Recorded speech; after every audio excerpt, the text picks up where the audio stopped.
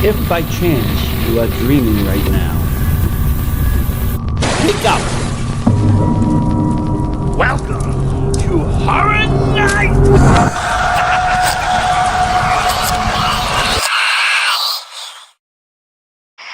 Welcome, everybody, to Horror Nights. You know the time of the week. It is Tuesday. We're here. You got me, Victor, and we got a very special guest with us tonight. One Rakeem JH Lawrence from Scared Stiff Films to talk about, well, horror and what he's done in horror. Welcome to the show. How's everybody doing? Doing good.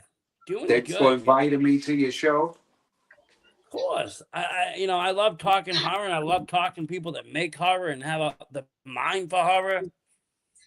I think well, those are my people. Horror people are my people. I see them as normal people, and people that don't like horror, I find to be rather abnormal, are kind of the scary people, because it's like if you don't like horror, what do you like? What's your output? Everybody has these dark emotions at a time, whether it's sadness, anger, whatever. The horror people, we can put it to a movie, we can put it to a film, we can put it to a story. We can put this darkness someplace good, and I Right. find that to be almost comforting. We have a spot for the darkness. Exactly. Because whether let's face it, whether you're making a B comedy horror, you're trying to make something important, like to tell a message like Megan is missing or something. You're making something that has emotion behind it, a reason and a purpose, regardless, even if it's a personal reason and purpose. So I believe that every person has a story to tell. Every video has a story to tell. Whether critic people like it or not, it still has a story. Some videos just they get deemed art house videos. They might not have this huge cinematic following, but people understand the purpose of the film. Exactly. Let me ask you, when did you get into making horror films? I started making movies back in 2004, a little bit like 2004 when I was in college, but I had a love for horror for many decades since I was like 2 years old. Right, renting the good VHSs back at the video rental stores, and picking out the covers and seeing all these, I would say great icons, because those the 70s, 80s movies were, and even early 90s, it was something different than it is today. Yeah, we got good movies, but those characters, they're still thriving today in today's world of horror. People still going out to see them. You still have sold out arenas to meet Robert England. Yes, exactly. Yes. It's nothing like the old days. I was born in the mid 70s, and I started going to the video store roughly in the 80s, and the way you decided what you wanted to pick to take home that night or afternoon or whatever time of day you decided to rent the film, we went by the box art and also word of mouth from your friends in school. Now you're similar. You're a little bit older than me as well, Vic. So you'd be similar in that age. I mean, I'm not that much younger, but you obviously have memories. You remember going to the video store and picking out some horror movies and such? Look, first run video. That That was always that the be name a of the store, staple. yeah. There's the horror section where it's right next to the wrestling and right next to the porn. See, we had Well, backstage videos. So we had wrestling was behind the video games, but we had horror along the wall, and then the wall stopped to a little double door, and in the double door was the porn section. Yeah, it was like you see the wall. It's like you're going down the wall, so you got the horror, and all of a sudden the door. Yeah, well, I tried to play. I played like Commando a few times, going under and in and see what was going on in there. But for the most well, I was part, born though, and raised in New York City, so it was just out there. They didn't take too much heed, you know what I'm saying? They just had like a curtain up, or one of those beaded things, and you could oh just go yeah, right in there. You could just go right in there, depending on what store clerk was there. But I miss those days with the mom and pop shops. That's when that's where it all started. But unfortunately, in my opinion, Blockbuster and Hollywood Video ruined the mom and pop shops, those corporations. They did. I ended up I worked for both of them actually, and why they were good in theory of what they were doing. They they they they took a very wide market and made it very small because you at one point the mom and pop places were just picking stuff up from anybody that had distribution. Anybody that had a VHS tape, we'll take it. And we will make money. We'll keep renting it until it's gone, even if it's just one copy. Blockbuster Hollywood, they didn't go after obscure titles. They got after money makers only, and they'd get 10 copies or 20 copies. And we would field destroy them every month down to 5 copies. But a lot of the titles never went over there. I was still going to the mom and pop stores to get all these horror films because they only had what was coming out in theaters, and the Friday the 13th, the Nightmare on Elm Street. They had the main stuff, but by that point, I was already looking for other stuff that was starting to become obscure. And this stuff still never even made it to DVD, never made it to streaming. Just now, just today, and in today's market, some of these newer places like Severin Films and other ones are picking up these old VHS titles and putting them to Blu-ray. But they haven't been available for 30, 40 years, some of these videos. And I'm not saying they're good, but they still have their cinematic plots. They still have movies. There's still another horror film, one more film to see. Because I feel like today's market in the horror world, while it's really vast, it isn't. I was on Tubi the other day. I like Tubi for their horror movies, but they also just take a lot of cut and paste videos. I watched one movie about a die box, and then I watched 4 other movies about a similar thing. Exact same lines, exact same plot, exact same time. A lot of those Just different actors. the Tubi originals, right? Those Tubi originals, like you said, this is repetitive, And I'm just like, I would rather see some bullshit movie from the 80s with bad physical effects than just some copy cut paste movie. Exactly. Like all of my movies in this day and time, I base all of my movies on my style of filmmaking is VHS style and 80s style. So you go for that almost analog kind of grainy look. Well, in my earlier films, I did that. Nowadays, I got like 2 or 3 4K films, but that's what shaped it to me. You know what I'm saying? Like the movie that made me want to make movies is one of my favorite series. The Phantasm series. Phantasm that started in '79. That series, and I was laying across my grandmother's bed one hot summer, and from the time I seen that, I knew what I wanted to do. You know what I'm saying? I knew I wanted to make horror movies. I haven't seen the pianist. I'm answering a question here. I haven't actually seen that movie. I don't know if either of you two have. Have you You seen gotta that check out. movie, Vic? The You Pianist? got to I'll check have to out the check it out. Phantasm series. It's a great series, man. Phantasm? Yeah, directed by Don Coscarelli. And one thing I like about him, he's sticking to his convictions of not doing a remake or letting anybody do a remake. And I like that. You have to respect that. The only people I think that should make remakes is the director themselves. Like when the guy went back and remade the American version of Funny Games, I think that's okay. If you want to take a movie,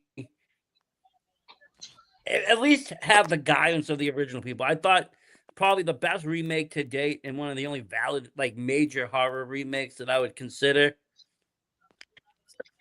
would be Texas Chainsaw What about 2003. what about Eli Roth? He did over Cabin Fever. It wasn't good Yeah, as the but first one, but I liked it. I liked it, but it wasn't good as the first one. We actually lost your video, Rakeem.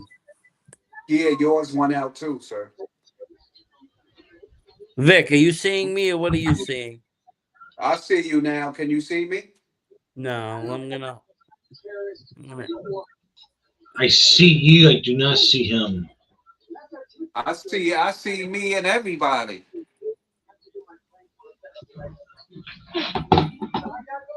Roll with it. That's what I said. I can see y'all. Y'all can't see me? No, but I can hear you. What about now? No.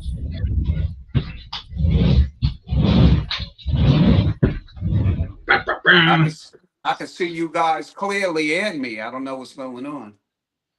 Maybe it's just the app itself because I can hear you perfectly fine. And if it was your camera, you wouldn't be able to see yourself. Maybe it will kick back on. I don't know. Maybe it's just Exactly. I don't know something wrong. what's Oh, going on. there it is. See, just like that. Back to StreamYard. It must be a StreamYard issue. Um, but I was gonna say, no, I get that. You started off early, and I know what you mean. Like when you started shooting, obviously there was different cameras involved than what you shot today.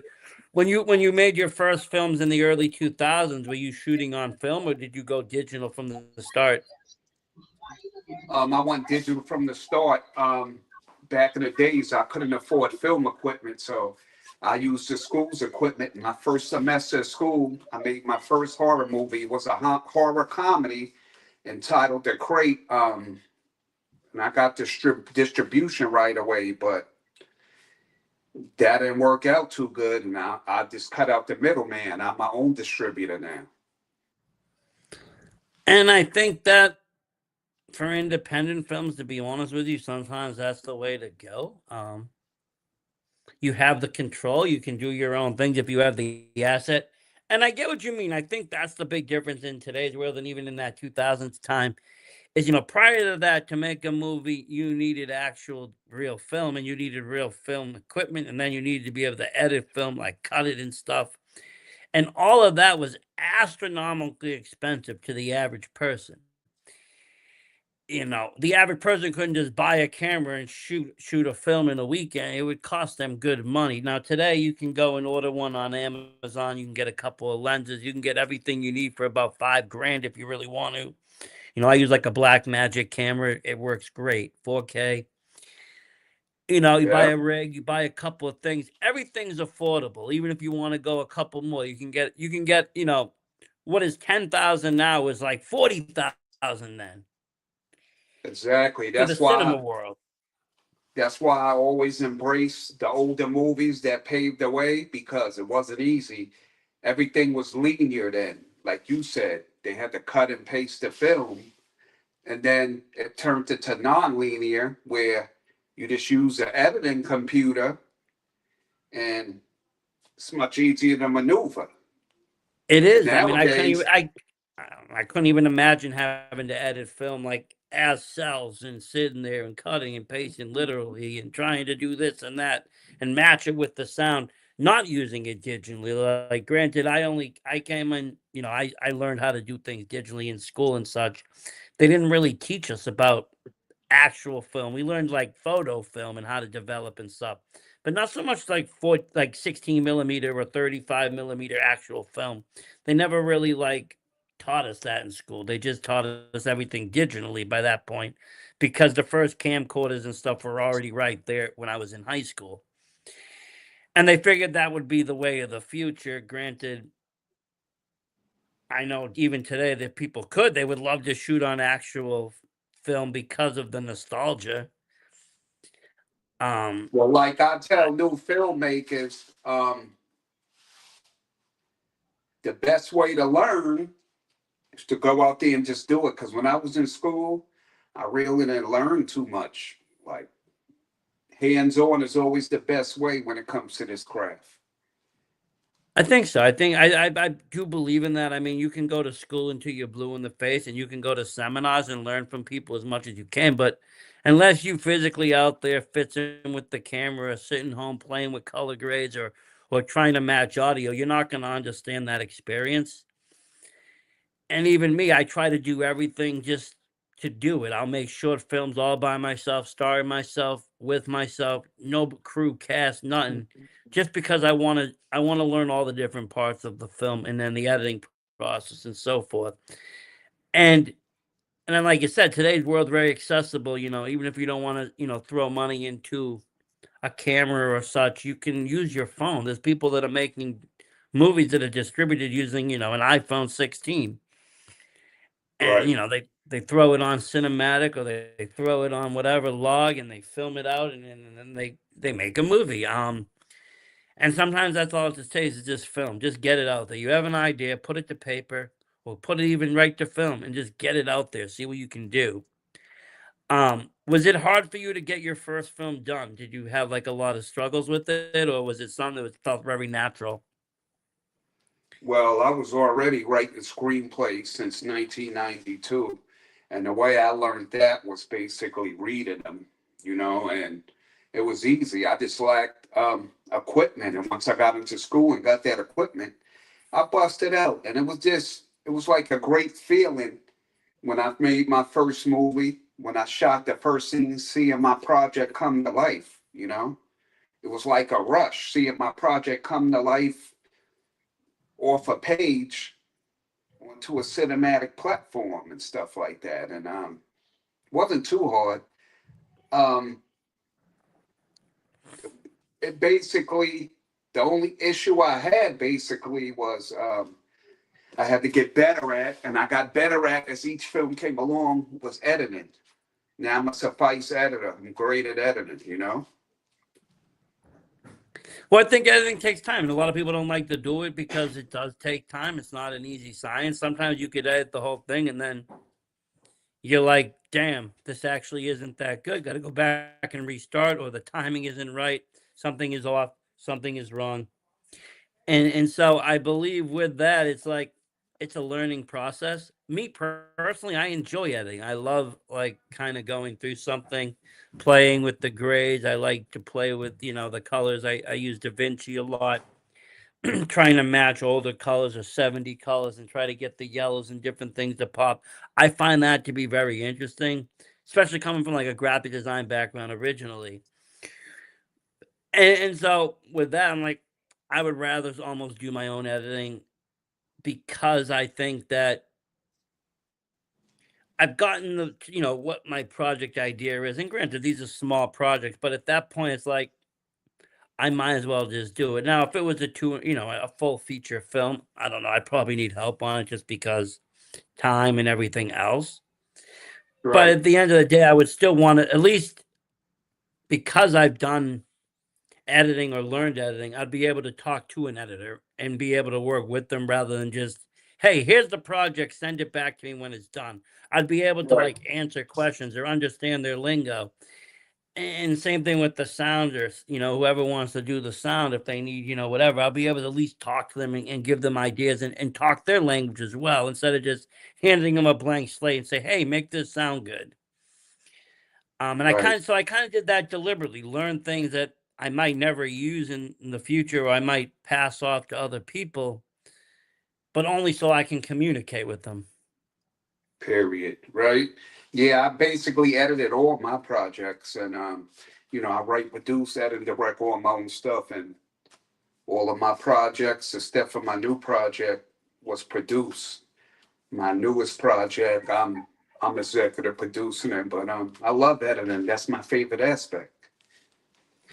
No, and I think that's where you get to actually, you get to pick your tone of your film. It's yes, what's on raw camera is the film, but then how you make things look and even different grades will change the way a film looks. It will give a whole different definition. The sound too, how you pitch the sounds, what you use for sound can even change different horror movies. It can make something sound like a goofy horror movie, or it can make something sound really scary.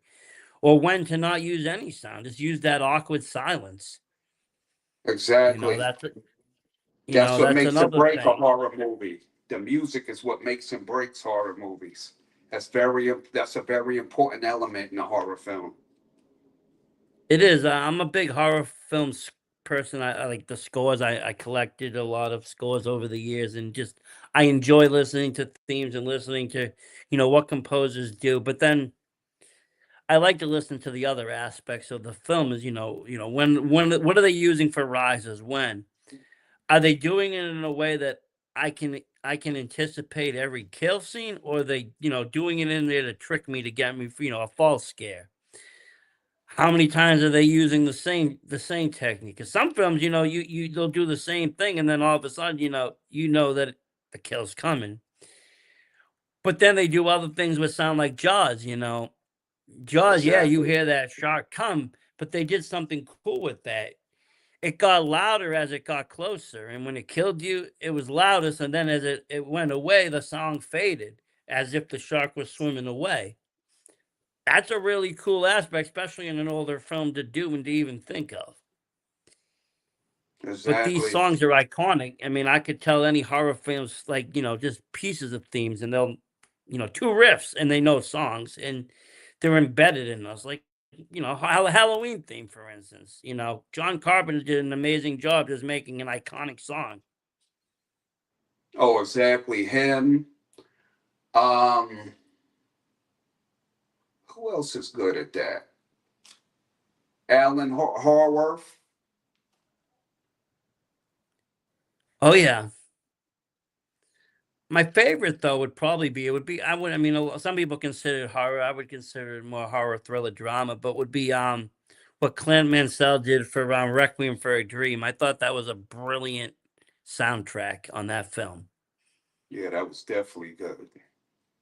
Because you had that symphony kind of sound, but it was just that plus the visuals. It works sometimes. Like even Midsummer had a very good soundtrack because it went paired with the crazy visuals. So even Cannibal Holocaust, if you go back years and years, like it had a very different soundtrack from your typical horror film. The guy scored it like it was some kind of beautiful like nature landscape, and yet you have all this brutality happening on screen, but it worked in harmony in a beautiful way. What about the little sounds and tunes and Tales from the Hood? Oh, that's a beautiful film. I mean, besides the actual soundtrack, just like you said, those the little sounds they use, like in I want to say the episode with the puppets was very very creepy. That made that story extra scary. Very. Oh, with the Uh slave owner and the puppets yep, and they that made it so jumped that out in you the had portrait. yeah, and and you had the kind of the politician guy, with the racial tone, but he wanted to look good, but that first movie to me, I mean, they were all pretty good, but that first movie to me, especially, I think spoke to the times because I think it was, if I'm correct, it was after the Rodney King incident. So they pushed that with that first episode with the police and the beating and the guy, and then the second one was the abuse at home with the son, and then the third one was the doll owner, and then the fourth one they tied back to the beginning with the gang shooting. But I Yeah, but thought the that was a very wraparound, the yeah, wraparound the stories was wraparound. good too. That's what I'm saying. That movie to me actually got me into the idea of loving anthology horror, and urban horror both, because I believe there's a good market in urban horror, not Leprechaun in the Hood and stuff, but there's a lot of good horror movies that get into the hood that don't make it campy and goofy, and it's made from a different perspective. It's not your typical story. And that movie there, honestly, was one of the ones that I used to rent over and over as a kid. I would take it home. I thought it was great, and even the opening scene with the skull and the skeleton smoking the blunt. I mean, I still can picture it now. It's still one of my movies that I watch on rotation. But it shaped my mind for what anthology horror is, and I think from that point on, I started to really like anthologies because it was little bits of stories. Instead of having to sit there for 2 hours watching a full story, I was getting the same stories packed in a smaller amount of time in like 3 or 4 of them. Exactly. What about Creep Show?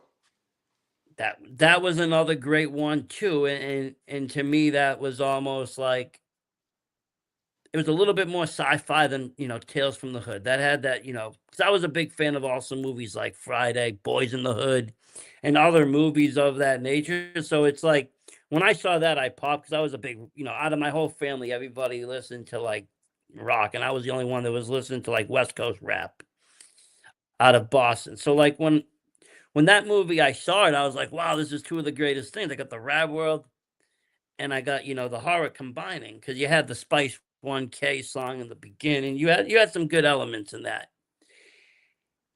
But when I got a hold of that one, Creepshow, I actually saw the second one first and then I went back. I love the fact that it was all different, there was a collab of directors. And you had the cameo with Stephen King in there.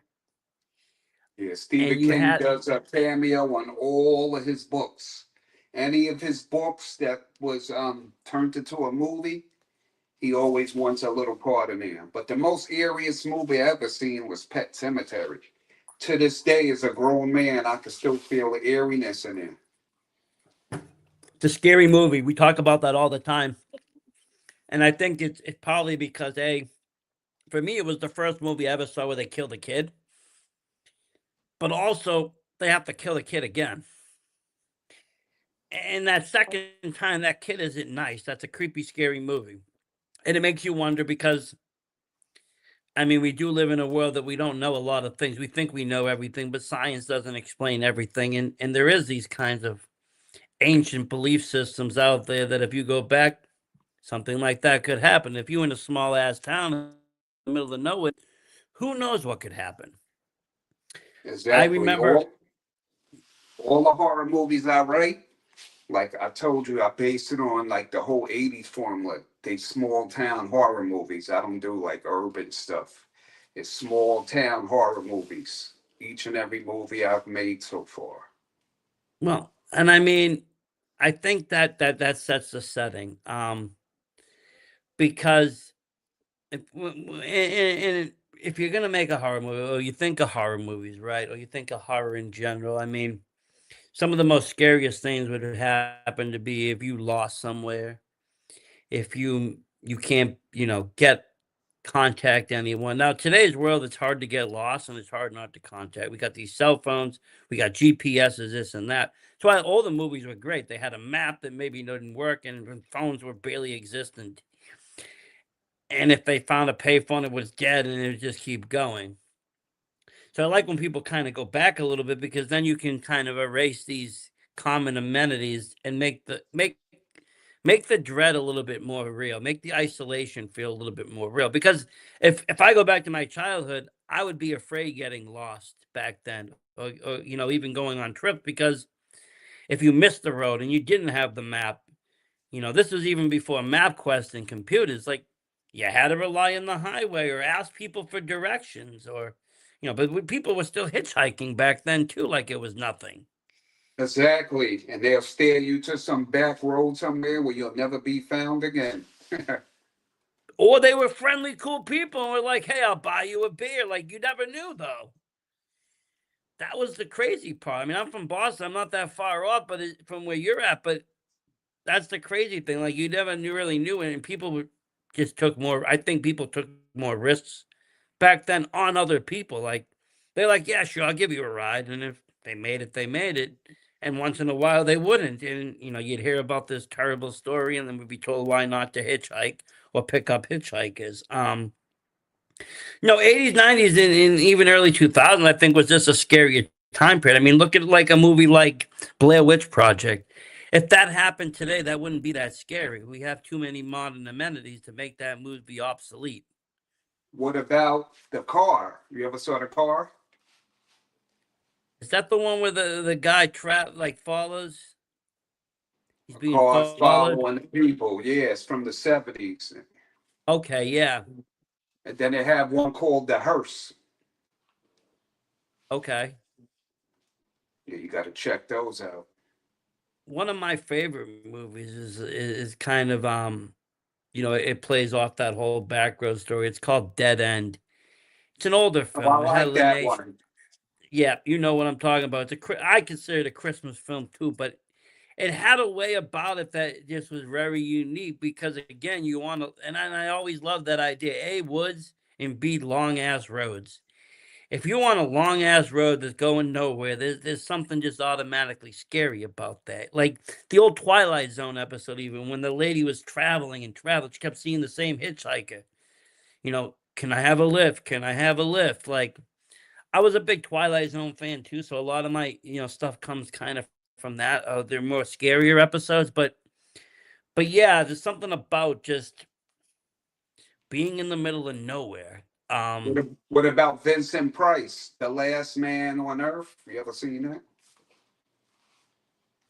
I have actually seen that. I actually saw that at one of the horror conventions. They were showing it. Yeah. So, I it, what do you, as you as a filmmaker, I have a question for you. What do you prefer, visual effects or practical effects? Me, practical, but nowadays I might throw a little visual effects in there to spice a little things up, but it'll be little things here and there, like a little blood splatter or something like that. But I'm still in a realm of I mean, visual little I bit. haven't really. Well, I haven't really personally had gotten into that next step where I brought in an FX artist, but I would prefer practical effects 99% of the time when it comes to horror. The only time I will deal with like a little bit of digital effects is sometimes if you need some ghosts, if you need something more on the spirit realm, you need some little smoke or a little of this, little of that. But I try not to use the fake blood and such on that. I'd rather just see a stab wound or see a stab just because that's what I grew up with. Right. Um Sci-fi and but like in a sci-fi movie, I would probably prefer 99% of the time they use visual effects rather because the practical effects look like cheap sci-fi movies. You see the strings and shit. You know what's So crazy? With them putting all these older movies out, I noticed a lot of flaws, a lot of stuff. Like the blood is like light red. And John Carpenter's Halloween, the 4K, you can see the tape on the floor, you can see the shadows. Like, well, I'll be honest with you. I don't think horror was meant for 4K. It was meant for VHS and VHS only. And because of the way exactly. VHS was shown, the contrast and everything, things look darker, things look scary. You couldn't make out faces crystal clear. You couldn't make out small details crystal clear. It gave you more mystique. Now you bring it into 4K, you can see everything. And again, you can see mistakes that, well, first of all, I mean, that was an indie film. And by all purposes, that budget was an indie budget, but you'll start to see flaws in other movies too, because at the time, they never even imagined 4K. They just figured, well, okay, it might go to theater. Theater wasn't 2K at the time. They were still using the film projector, so it would be the same as VHS, if not even lesser quality. You'd have 16 millimeter showings, which would show even less. What is your favorite foreign horror films? Mine's is Demons and Demons 2, Argento. I like my Giallos, but I also like I'm really big fan of the French films. I like my Martyrs and I like my high tension films. I also like Japanese horror. I just actually met the woman from Audition that played in Audition. I thought that was a really good movie. Nice. Yeah, that was a good one. But no, What I do about the like my Train to Busan? That was good. Train to Busan was good. I've also became a fan of some Turkish films. Baskin, I thought was done very well by Cam Aronal. What else was there? Like I said, I've been watching a lot of French films and even some German films like Funny Games. Was it Benny's Video I saw?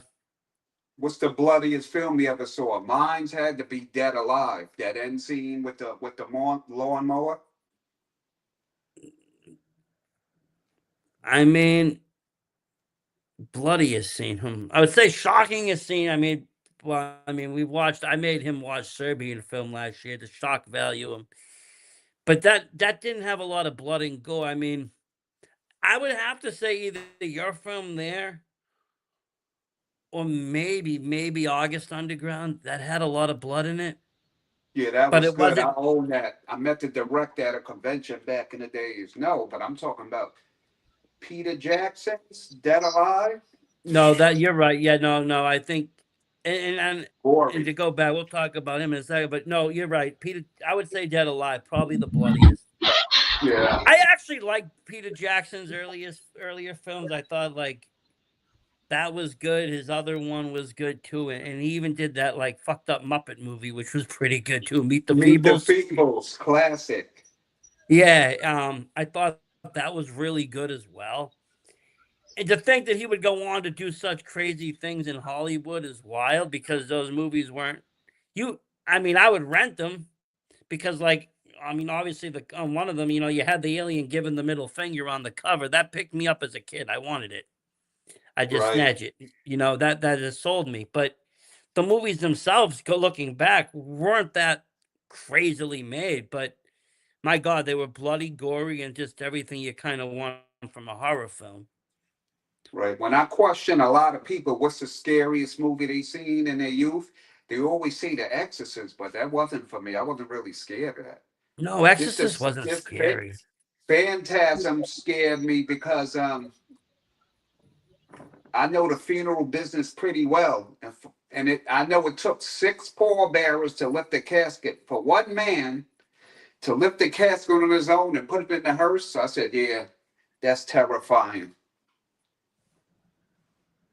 Yeah, because that, I mean, well, yeah, obviously, if you know it firsthand, but I think the tall man was pretty creepy as a kid. That's my favorite I horror was like, icon, Angus Scrimm. how is The tall icon? man. But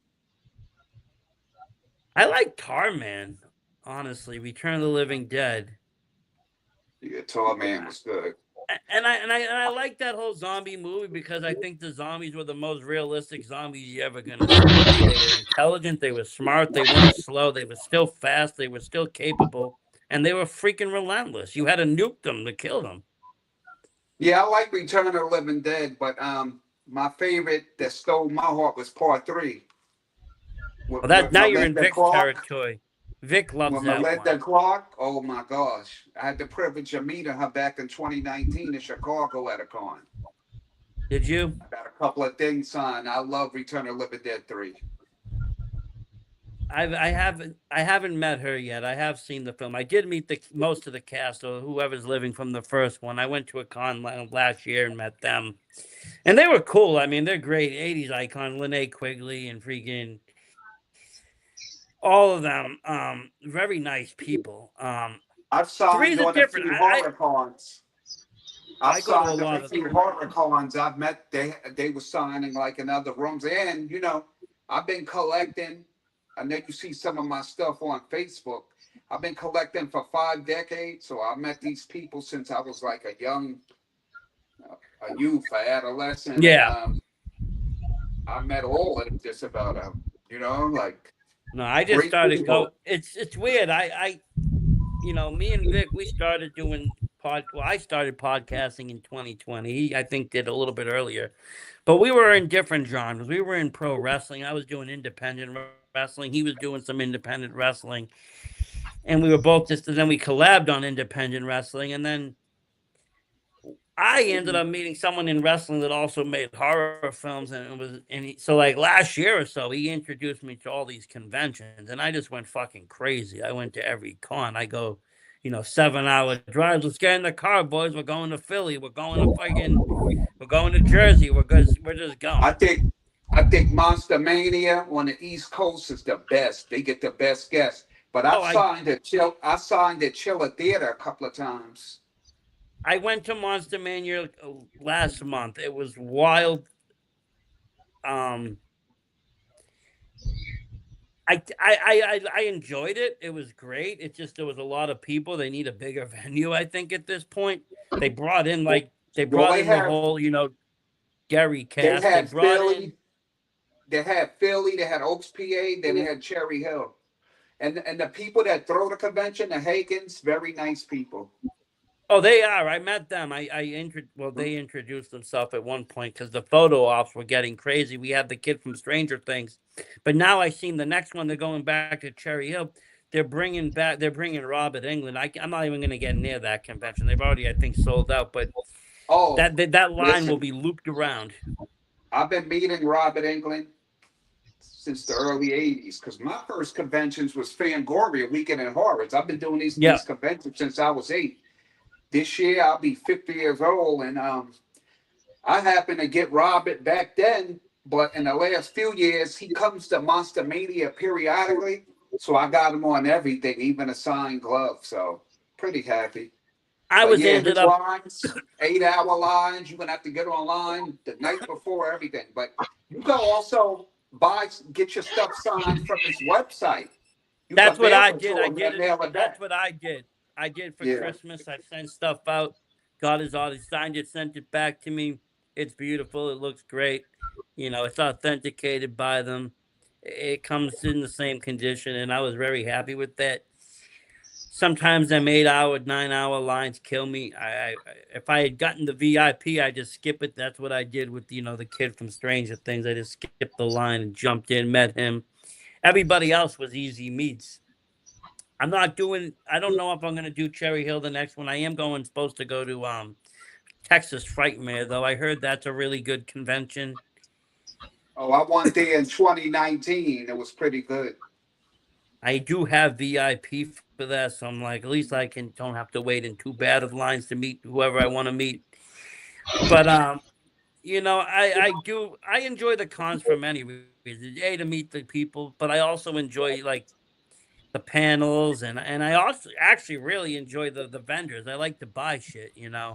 Buy either harder to find movies, DVDs, Blu-rays. I don't have to order from online because I collect a lot of physical, or buy a lot of figures. I'm a big NECA figure collector and all shit. So if I can see people selling, I just buy them. I have hundreds signed. I'll show you one day. I You have know. my collection is huge, like Oh, I bet if you've been huge. going to cons for that long, you at least buying one item at each con. You coming home with something. You know, and these are some of my movies. I don't know if you can see. Yeah. Those are some of my films. Right now, I'm working on the Date 2 here, and this is my Grindhouse movie, The Farmhouse and Sarah, and I'm working on Second Chance 2, Sarah Part 1. I have a documentary, Helltime Stories, like this on my shirt. It's my vampire movie, The Date. Yeah, I've been. Now let me This is ask you: one Do of you my think thesis films, huh? Let me ask you: Do you think being a big fan in horror, as a fan, going to conventions, meeting people, doing fan things, do you think that can actually make you a better film director and make that make you make films better because you know more about the genre? Um, well, from me attending since I was 8, it helped me to understand how the business goes. It helped me understand how the business goes. But I'm just like a person. I observe everything. I observe people, and I've picked a lot of brains. I had the pleasure of meeting Wes Craven, Toby Hooper, Don Coscarelli. I met so many greats. I met so many greats, and I actually had a chance to talk to them, and I just had to develop my own style, though. You don't want to mimic anybody. I have my own style No, of but learning, filmmaking. and you take a little piece, or you take ideas, not even ideas, but you take what kind of worked, or what little nods, and you throw them all together, and it's like, but you also get to pick brains because every, we talked about some movies, like I like the movie ABC's The Death because every director took a different stance. You got 26, short films by different directors, and every movie's a little bit different. Some are funny, some are serious, some are fucking twisted, some are sick. It's just, it's all over the place, but it shows how everybody can make something a little bit different. And talking to all those directors, you can ask them the same question. You're gonna get a different answer from every single one of them, which will give you a different perspective. You know who I enjoyed talking to the most? Mick Garris. Nice Really, guy. Mick Garris was really. very nice. Yes. I find it funny. You would think a lot of the times it's the people you would think they would be stuck up or mean seem to be like the nicest people. Like even Robert England, he sits and talks to all his fans. That's why his line is so long. Yes, He he has a story for everybody, and I appreciate it. Mr. England gives you your money's worth. Very nice guy. you Every know, time I met him, it was always a privilege to meet him. the only guest I've ever met that I wasn't impressed with was Linda Blair because she didn't like The Exorcist, and I was like, well, if you don't like your only good movie, then I mean, Oh, we don't want there's to not. go there about Linda Blair. I'm gonna But tell you a yeah, quick story. I'm gonna tell you a quick story. I was on a line talking to one of my friends at this convention. I've been meeting her since a kid, but she's changed since she got older. I was on a line talking to one of my friends, and my dog had passed away, and I said, I was telling my friend I'm going to buy another dog. Now, mind you, I was all the way to the back of the line. She drops everything she's doing and storms over to me. You don't buy a dog. You adopt a dog. Yelling and very rude and disrespectful. So, at my stature as a filmmaker, what am I supposed to do? Start yelling at a woman in the middle of a convention for the scene? I just left her alone. But then later on, she came and apologized. You know what I'm saying? yeah. I mean, she misunderstood what you were saying, but I think that's unprofessional of her. I mean, I know she has gotten kind of.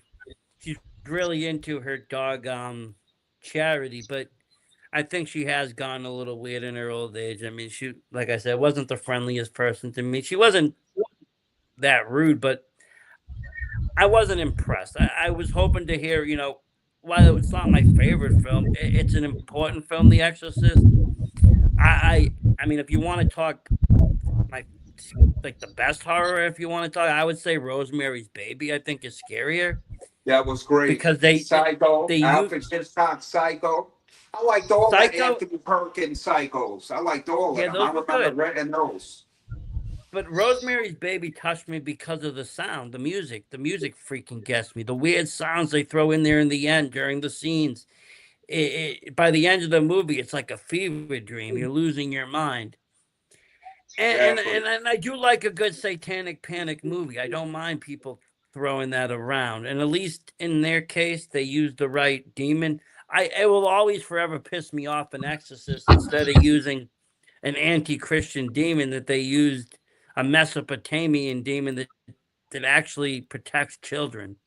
And if you do the lure of Pazuzu, it's totally different than what they used for that movie, and they totally demonized some god in some other religion for no reason.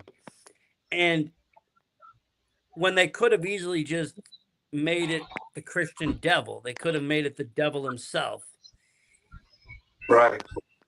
And because it had such a strong context to being a Christian film, and there was a lot of people, that were Christian and Catholics at the time, really, that scared them the most because of that fear of being possessed and this and that.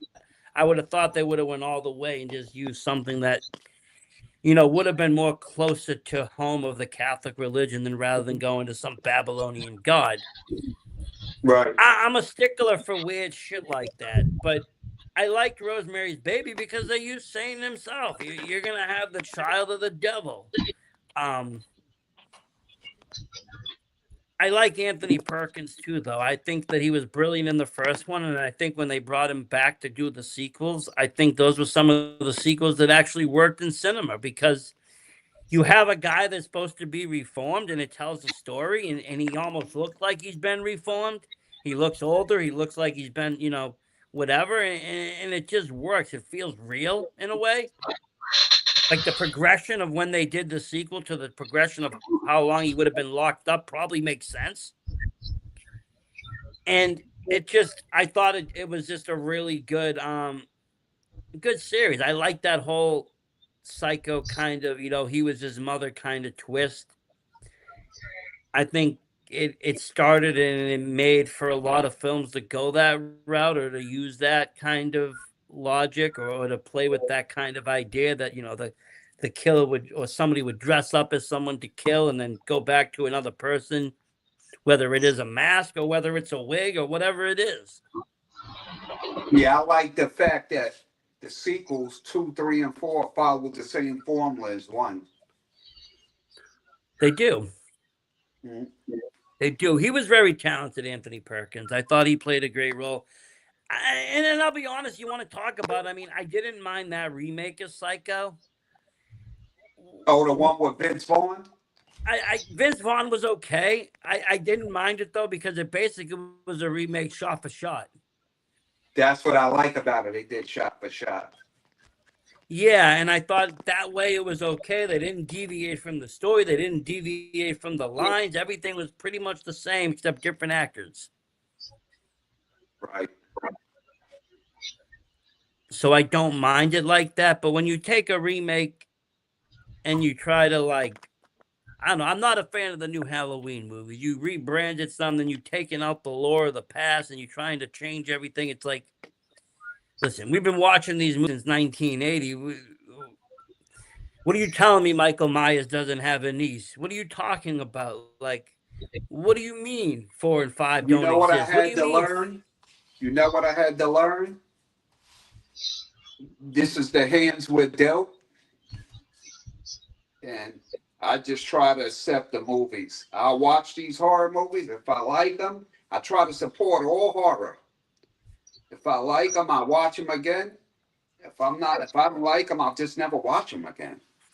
Yeah, I'm with you. The one and done method. I mean, I don't go out of my way to destroy films, but if I don't like them, I'll just be like, they're not for me, or I can't watch them. But again, every movie has positives. I mean, even there's movies that people will say are terrible, and I'm like, maybe, but are they terrible because they didn't have budget, or are they terrible because of the story? And there's a difference in that too. Some movies just don't have the budget, but the story's beautiful, and you think to yourself as a director or as a movie maker, if this had an extra $5,000, this would be gold. I've seen some good mid-budget movies like The Void, The Lazarus Effect. There's some mid-budget movies that I really liked. Ready or Not, the first one. Oh yeah, I mean, It's a hit and miss. It's a hit and miss. I mean, again, in the world of cinema today, it's like, okay, we get a budget. What is the budget doing? Is the budget buying you a set? Is the budget bringing you to a location? Are we bringing in a better star? Or is it paying for special effects? Right.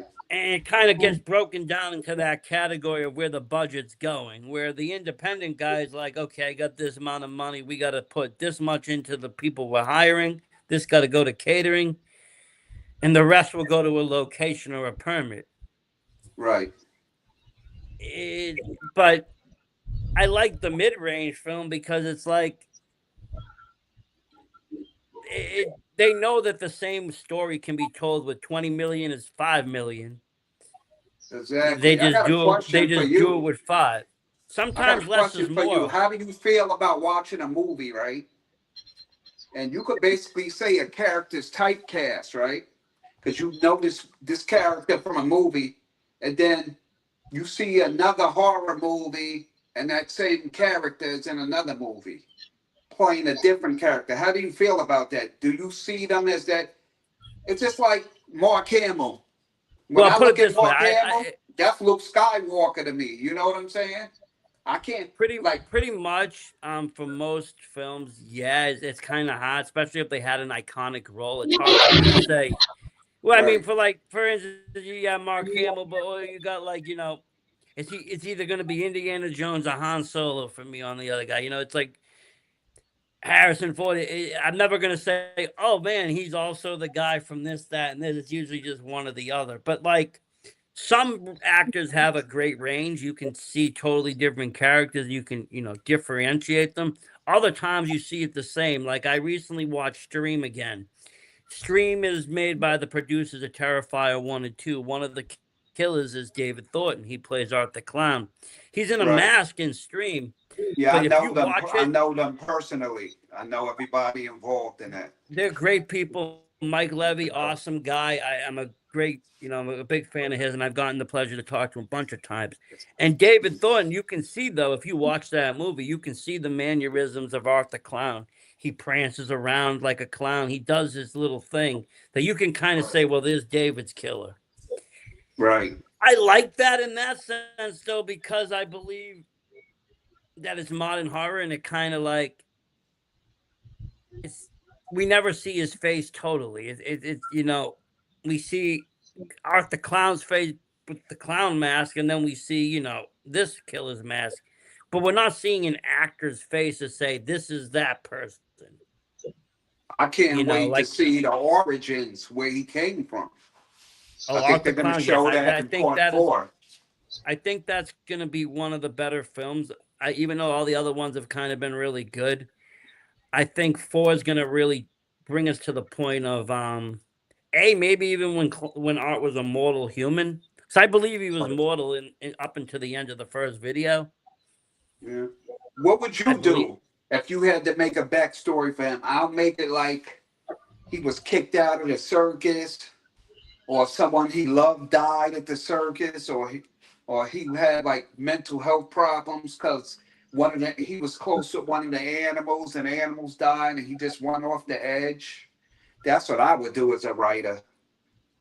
Yeah, I would try to figure something on his story, but I would make it so it wasn't like I don't know. I mean, He I would can't also come from hell. They did that too many times.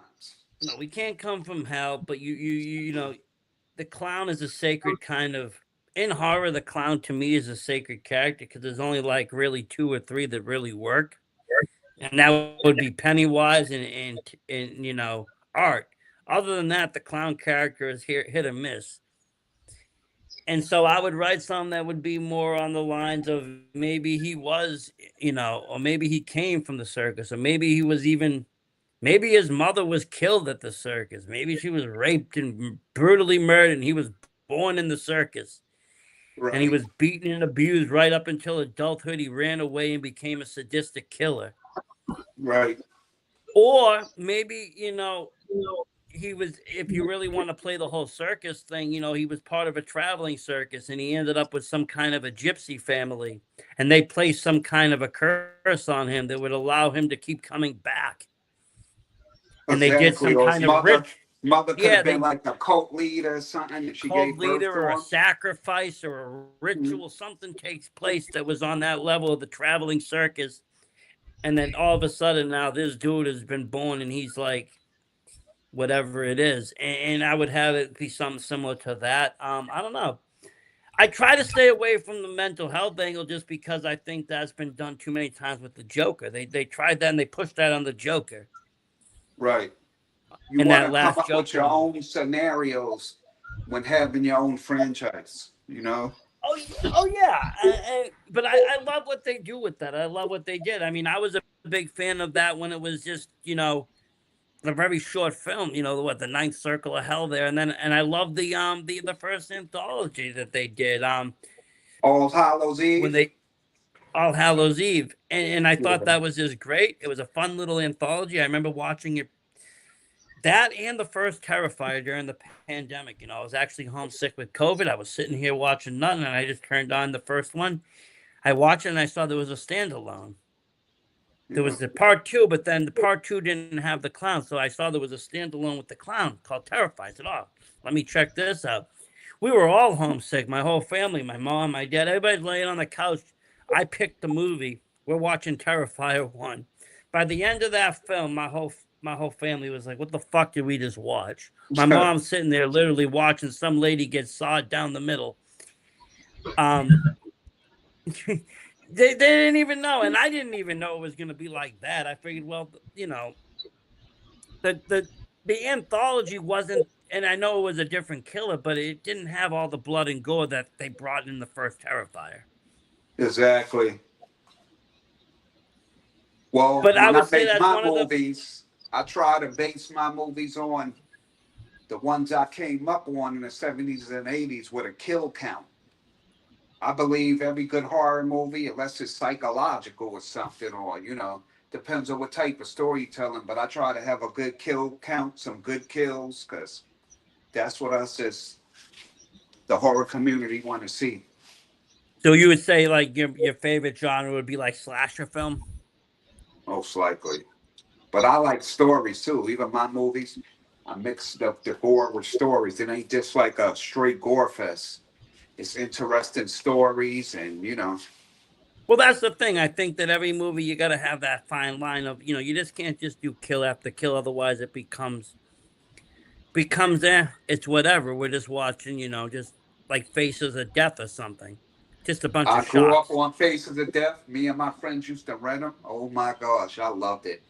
I just I'm just actually finding out now how fake it is. Some of the segments was fake. The I director get it. came on I YouTube. get it.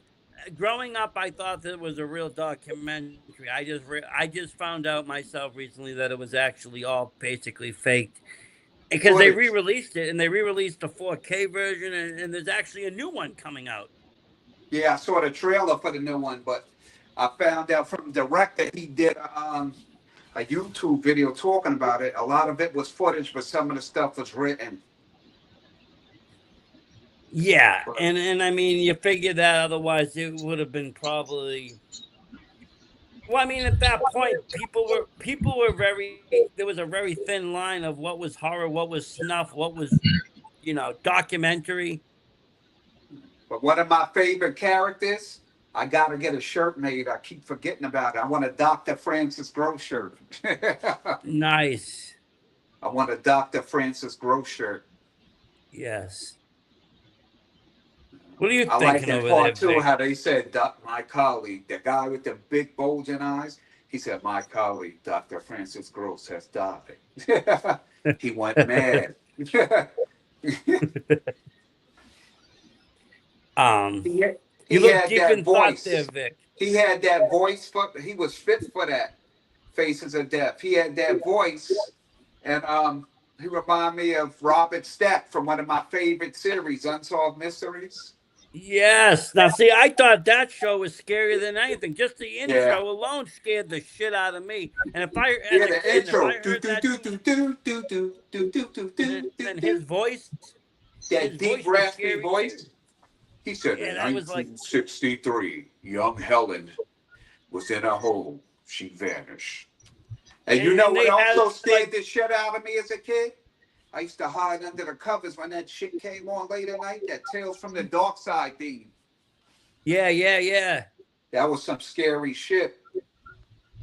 Because that show wasn't as funny as Tales from the Crypt. Tales from the Crypt was more funny. What about monsters? It's candy critters. It's funny though. As a kid, everything was a little bit scary. Everything was a little bit darker. Everything was a little bit creepier. And as an adult, it's not so scary, but it's almost at some points like comforting to watch these things. I like it. It Thing, reminds me of my childhood. It takes it back. What was your favorite tale from the Creepshow movies? Mine had to be the Hitchhiker from part two. The Hitchhiker. from Thanks for the the hits. ride, lady. Yes. Oh my God! I would have to say that it would either be the one with Stephen King where he finds the meteor. That was good. What about the Raft? That was in part two, right? The rap was in part two. I like that, but I also like the Indian story. I think part two had the better stories. It did. Part one had the better actors. They brought in actors in casting, but two had almost the better stories. My favorite story in part one has to be the cake. Oh, the cake. You have my That shit Father's was Day creepy. cake. Just the atmosphere that was Bedelia, creepy. where's my cake, Bedelia? I got my cake, Madilda. And they used the ashtray, which has been used in every single thing. And Yeah. that's that iconic ashtray was used to kill him. I had the privilege of meeting Adrienne Barbeau Really? many times. Very nice lady. She signed like a lot of my creep show stuff, and I got her in some Escape from New York stuff. Very nice lady.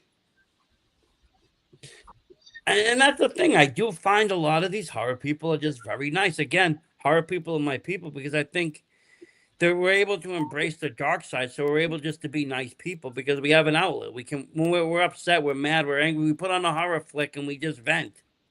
Yeah.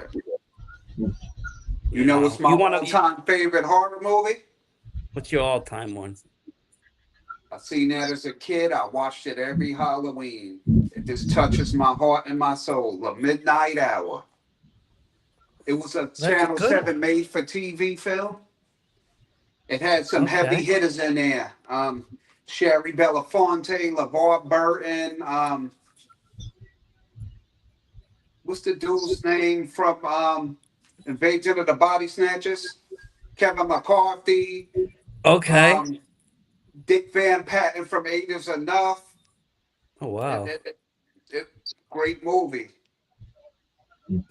It's on YouTube. You should check it out. Somebody put it on YouTube, but it was a made for TV Channel 7 movie from a young kid. I think it came out in 1985. Wow. It's a great film. I got a couple of people on there. I got a couple of people on my posters and on the DVD from Anchor Bay. But yeah, that's my favorite all-time movie. And then my Oh, that's second nice. favorite is Texas Chainsaw 2. I know that I movie by love two. heart. Two is great. One was fine, and one was whatever. Part But two is two, the best. The that was cook, fun. man, the cook is funny, man. He should have did The stand up. cook. That's the one guy I wish I never got to meet was the cook. Unfortunately, he passed. Yeah, he I passed, and his autograph is rare. You could hardly it is. find it. But I did meet Bill actually last year and on Pennsylvania. He was Bill actually Mosley's a nice guy. I know Bill. he did I the met him chop all top. through the years. He Yeah. dressed up as Chop Top, and he was with the hitchhiker from One who dressed up. So I did the photo op I never because it was got in to meet Ed character. Nair. Hopefully, he'll come to one of these conventions on the East Coast.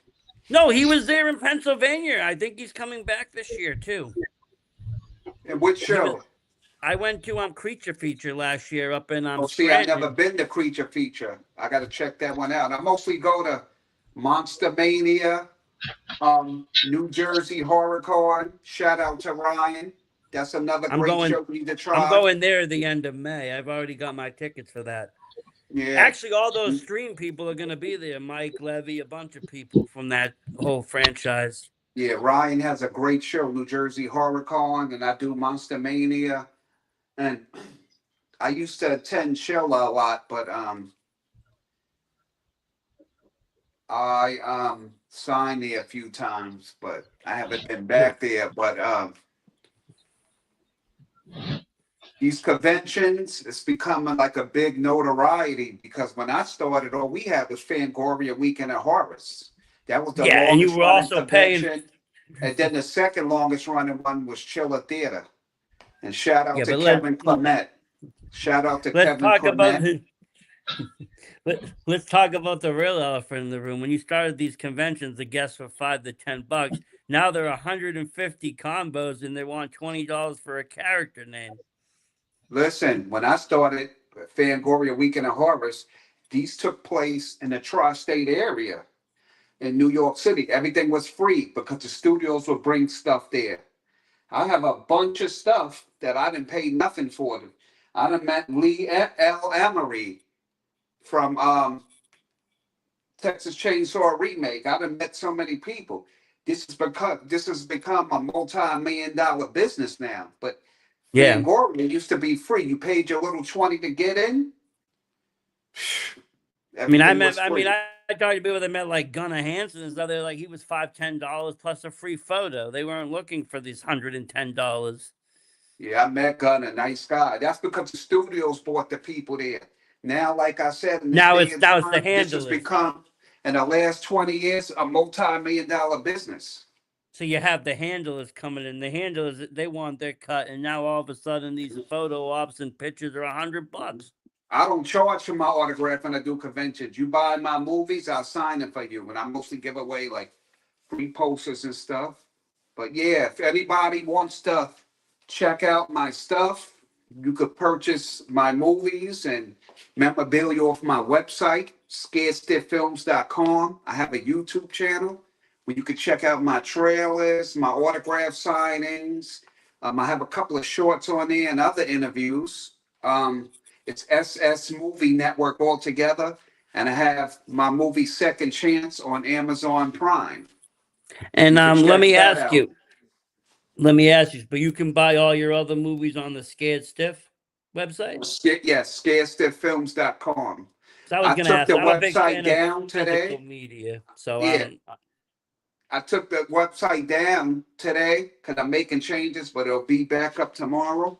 You can purchase my movies at scarestiffilms.com, and Second Chance is digitally streaming on Amazon Prime. okay, sweet.